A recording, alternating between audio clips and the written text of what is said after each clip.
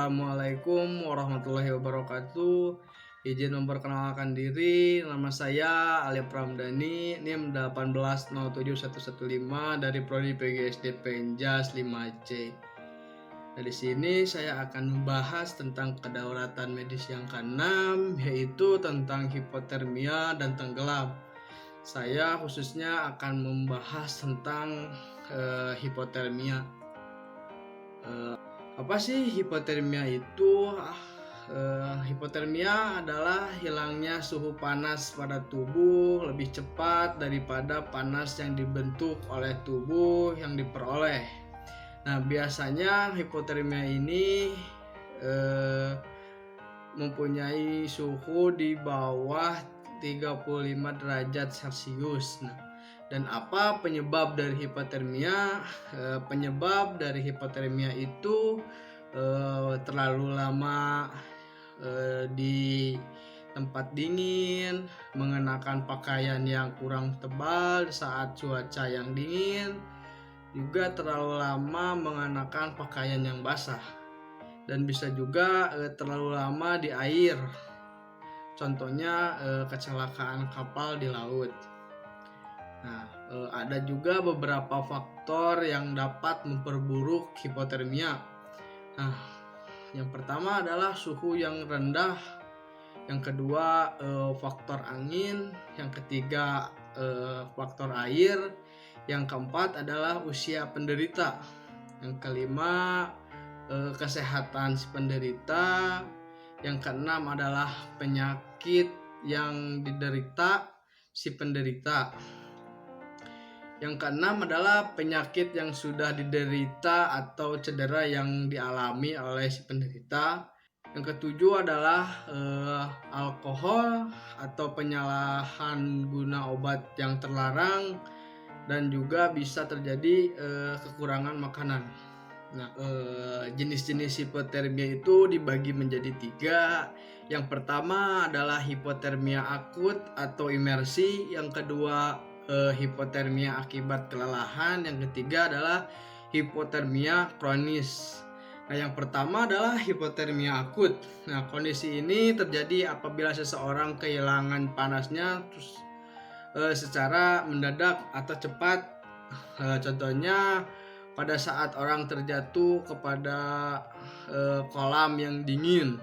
Kemudian hipotermia akibat kelelahan, pada kondisi terlalu lemah, tubuhnya tidak bisa mampu menghasilkan panas lagi, sehingga orang tersebut akan jatuh pada kondisi hipotermia. Kemudian yang ketiga ada hipotermia kronis, yaitu jenis yang terjadi apabila suhu panasnya menghilang secara perlahan. Kemudian kondisi ini umumnya terjadi pada lansia yang tinggal di ruangan yang jauh dari kehangatan, ataupun pada saat tidur di ruang yang terbuka. Gejala dan tanda pada hipotermia ini dibagi menjadi 2. Ada hipotermia sedang dan ada juga hipotermia berat. Nah, yang pertama adalah hipotermia sedang, yaitu menggigil, terasa melayang, pernapasan yang cepat tetapi nadi melambat, kemudian gangguan penglihatan, terus reaksi manik mata melambat serta menurunnya respon. Nah, sedangkan hipotermia berat ini yang pertama adalah pernapasan yang sangat lambat, denyut nadi yang sangat lambat, tidak ada respon, manik mata pun melebar dan tidak bereaksi, serta alat gerak pada badan kaku semua. Kemudian pada hipotermia berat ini si penderita tidak mengalami menggigil. Nah, misalkan pada bayi, hipotermia ini ditandai dengan kulitnya yang terasa dingin dan kelihatannya pun menjadi memerah. Bayi juga terlihat diam, lemas, dan tidak menyusu atau makan. Nah, penanganan pada hipotermia ini yaitu yang pertama penilaian diri atau pemeriksaan fisik terlebih dahulu kepada si penderita. Yang kedua, pindahkan si penderita ke tempat yang lebih hangat.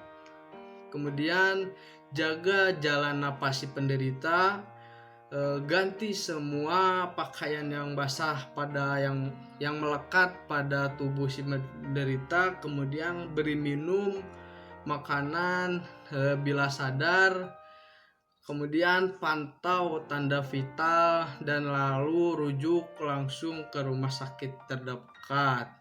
Nah, rawat si penderita dengan hati-hati dan jaga tetap kehangatan suhu pada tubuhnya.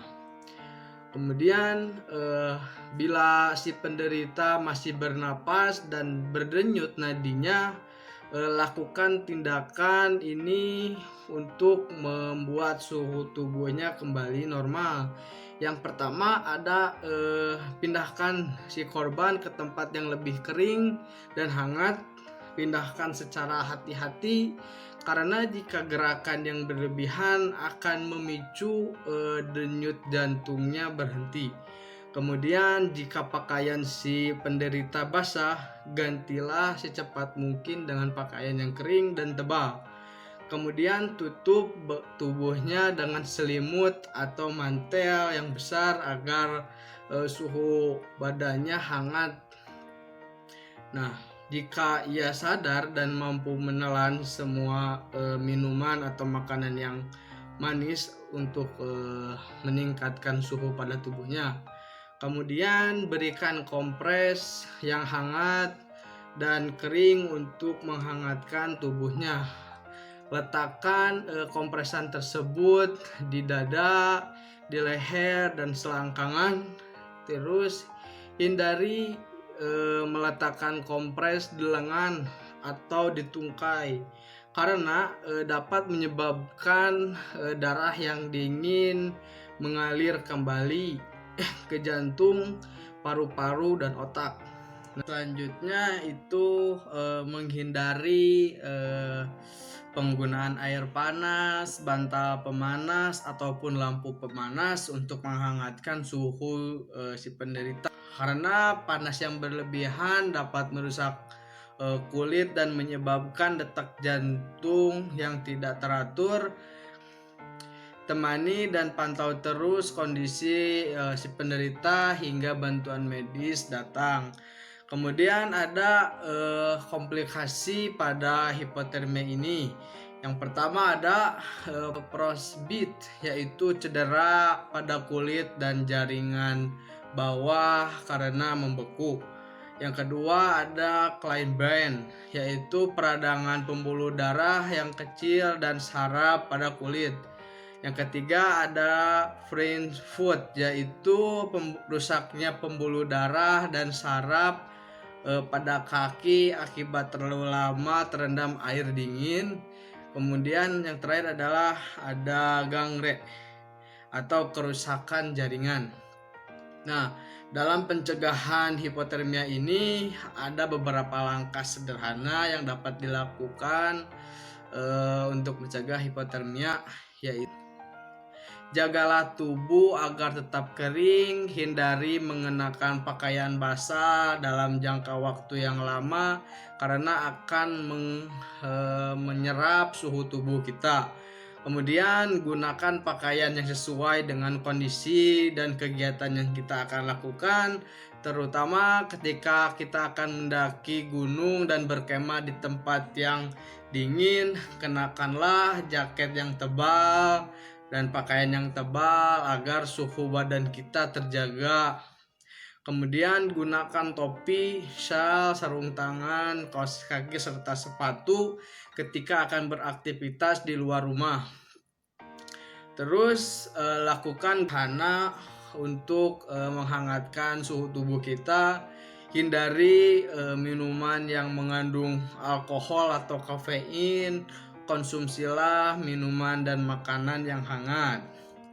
Mungkin sekian yang bisa saya sampaikan. Mohon maaf bila ada salah-salah kata.